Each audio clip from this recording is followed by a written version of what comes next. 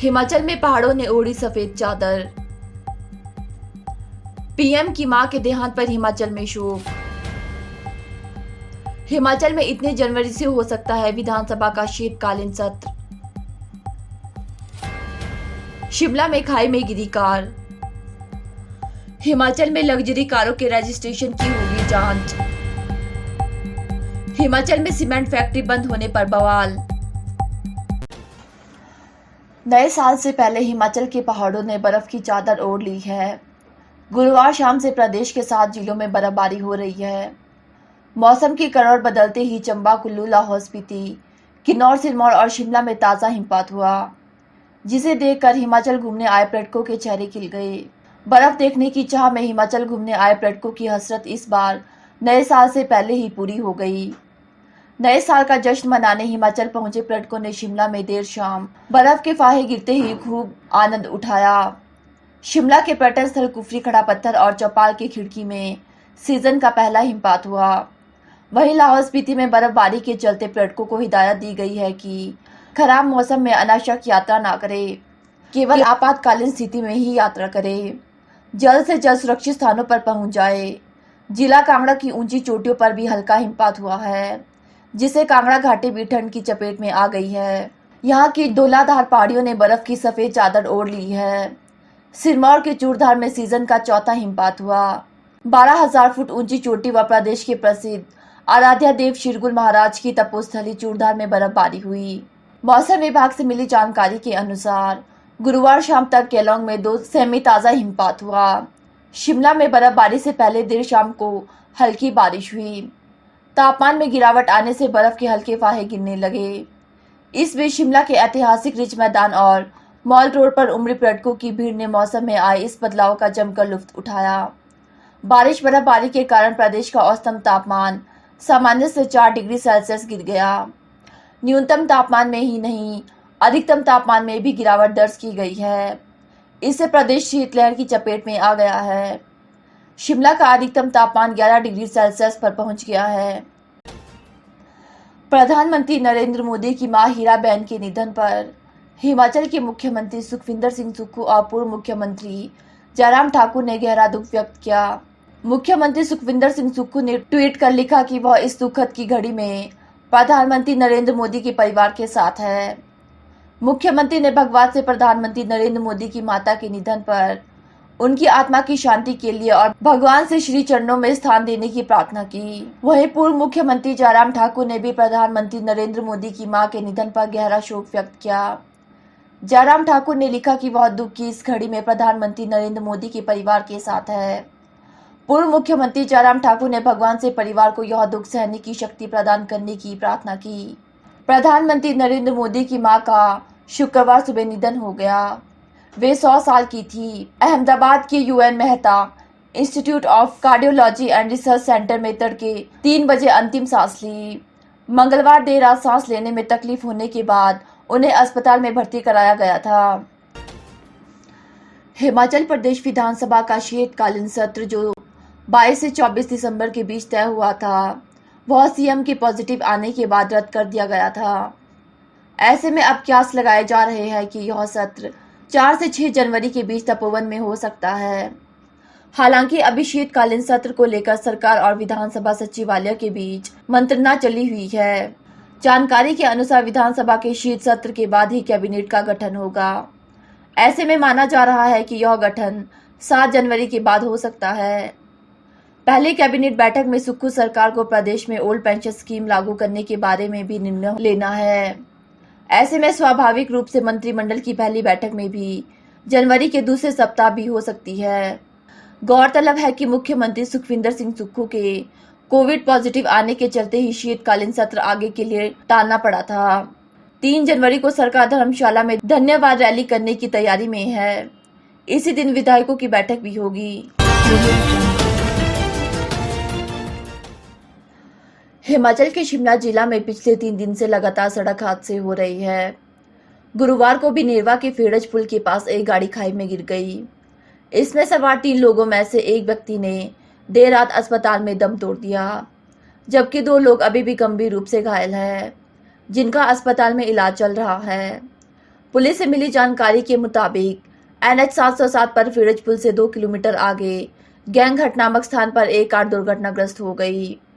यह कार नेरवा से पांवटा साहिब की ओर जा रही थी, जिसमें 3 लोग सवार थे। गैंगघट के समीप कार अनियंत्रित होकर करीब 10 मीटर नीचे खाई में जा गिरी। मृतक की पहचान सुनील कुमार के रूप में हुई है। गंभीर रूप से घायल गुलाब सिंह को नेरवा अस्पताल में फर्स्ट एड देने के बाद IGMC शिमला रेफर कर दिया गया, जबकि एक अन्य घायल का नेरवा अस्पताल में इलाज चल रहा है। जिला शिमला में पिछले 3 दिन में 3 हादसे हुए हैं, जिनमें 4 लोग अभी तक अपनी जान गंवा चुके हैं। सर्दियों में सड़क पर कोहरा अधिक होने के कारण फिसलन बढ़ गई है, जिससे इस तरह के सड़क हादसे सामने आ रही है। जो है 11,000 कर्मचारी काम कर रहे हैं और फ्लीट 3500 का है और 1800 की फ्लीट स्ट्रेंथ के हिसाब से जो है हमारे पास स्टाफ है।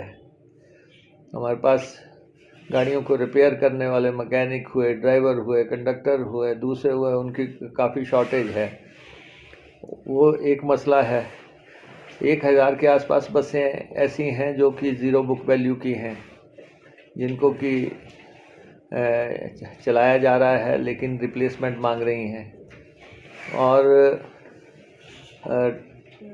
दूसरा ये है कि 2-3 फैसले हमने किए हैं।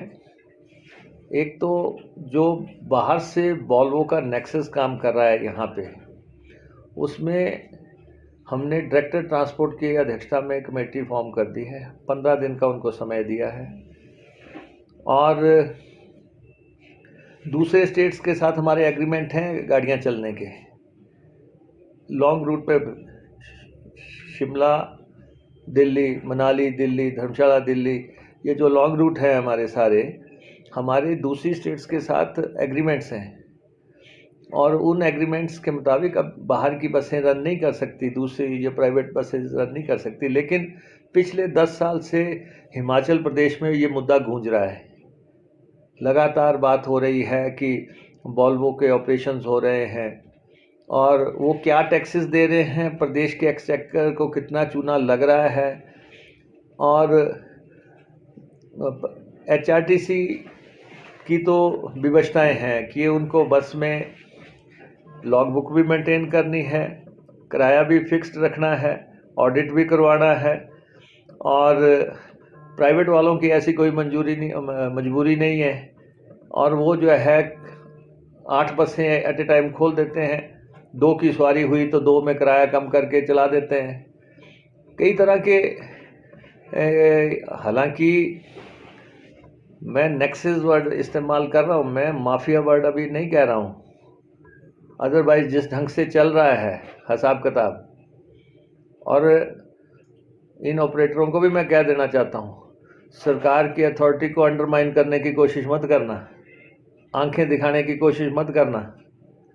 जिस ढंग से ये बसेस चल रही हैं, ठीक है 10 साल से चल रही होंगी, प्रदेश को बिना कुछ दिए, बिना टैक्स दिए, बिना कुछ जो है कौन से कैरियर किस कैरियर में परिवर्तित करके चला रहे हैं। अभी तक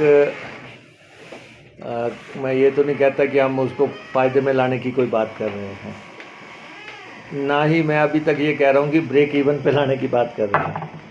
अभी तो ये है कि HRTC की व्यवस्थाएं कैसे हमने सुधारनी है, किस ढंग से 2 करोड़ किलोमीटर गाड़ी चल रही है एक महीने में, तो आप अंदाज़ा लगा सकते हैं कि कितनी बड़ी सेवा है। और साथ ही ये भी है कि पर किलोमीटर घाटा भी 30 से 35 रुपये हो रहा है और सिर्फ 6% रूट जो है मुनाफे में है। मुनाफा भी ये कि जो वो 6% रूट मुनाफे की मैं ये कहता हूँ जो 50 रुपये से ज़्यादा का जिनमें मुनाफा हो रहा है। और इसके अलावा जो है 10% तक रूट जो है ब्रेक इवन पे हैं, बाकी 90% रूट सारे घाटे पे हैं। तो विभाग हमारे पास आया है, विभाग की हालत सामने है आमदनी चवन्नी भी नहीं है, खर्चा रवैया इसमें तो हम ये भी नहीं कह सकते। तो अब सोशल रिस्पॉन्सिबिलिटी एक तरफ है, दूसरी तरफ कमर्शियल ऑर्गेनाइजेशन है, और उसको किस ढंग से हमने रन करना है वो हम अध्ययन कर रहे हैं और निष्कर्षों पर निकल रहे हैं कि 1350 करोड़ रुपए तो देनदारियां ही पड़ी हैं, जो कि कर्मचारियों की देनदारी है, पेंशन की देनदारी है, पुर्जे वालों की देनदारी है, फिर उसके बाद जो है कर्जे है, बसों की खरीद के कर्जे जो है 5 साल में स्प्लिट होते हैं, वो कितनी बसें खरीदी गई हैं उनका कर्जे चुकाने हैं। प्रदेश सरकार की मदद के बगैर तो अभी HRTC रन नहीं हो सकती। प्रदेश सरकार भी खुले दिल से मदद करे, वो मैं मामला कैबिनेट में भी और मुख्यमंत्री जी के साथ भी हम रखेंगे, सारी स्थितियां रजिस्टर करवाई। हम पूरे जो ये स्कैम है इसको पर्दाफाश कर देंगे। ये सर कुछ पॉलिटिकल नेक्सस है? नहीं, मैं आज तारीख में कुछ नहीं कह सकता। मुझे ये मालूम है कि हिमाचल प्रदेश में देश के चोटी के लोगों की गाड़ियां रजिस्टर हुई हैं, देश के नामी घरानों की हुई हैं, और देश की सबसे महंगी गाड़ियां जो है यहाँ रजिस्टर हुई हैं, औने पौने दाम पे हुई है। रिटर्न को देखते हैं हाँ, और औने पौने दाम पे हुई है। सरकारी इंक्वायरी होगी सर? नहीं, हमने इसकी रिपोर्ट भी मंगवा ली है, वॉल्वो की रिपोर्ट्स भी मंगवा ली है। हम ट्रांसपोर्ट में पूरी पारदर्शिता लाने के पक्षधर हैं। हम यहाँ अगर हमें यहाँ पे ईश्वर ने बिठाया है, देवभूमि है ये, और देवभूमि में हम चाहते हैं कि ट्रांसपोर्ट की सारी तस्वीर प्रदेशवासियों के समक्ष हम रखेंगे। प्राइवेट ट्रांसपोर्टर्स, प्राइवेट बसें हमने कैसे चलानी है, HRTC हमने कैसे चलानी है, ये हमारे जो RTOs हैं, MBIs के दफ्तर हैं, इनमें से भ्रष्टाचार को कैसे समाप्त करना है, दलालों का राज कैसे समाप्त करना है, ये सारी बातें अध्ययन कर रहे हैं। फिर नंबर प्लेट जो बन रही हैं, सारी गाड़ियों पे नंबर प्लेटें लग रही हैं, ये कितने की लग रही हैं, कितने की पड़ती हैं, जाहिर तौर पे टेंडर हुआ होगा, लेकिन उसमें भी बहुत बारीकियां जो है लोग हमें बता रहे हैं। तो ये जो जनता से जुड़ा हुआ महकमा है, 20-22 लाख के आसपास गाड़ियां हैं लोगों के पास। 70 लाख की आबादी में अगर 20-22 लाख गाड़ियां यहाँ रजिस्टर है तो आप अंदाज़ा लगा सकते हैं हर तीसरे घर में कुछ ना कोई गाड़ी है। और इन सब का अध्ययन करते हुए 1 लाख लड़कियों का लाइसेंस बन चुके हैं स्टेट पे, तो स्टेट किस ढंग से वो चल रही है, आगे बढ़ रही है।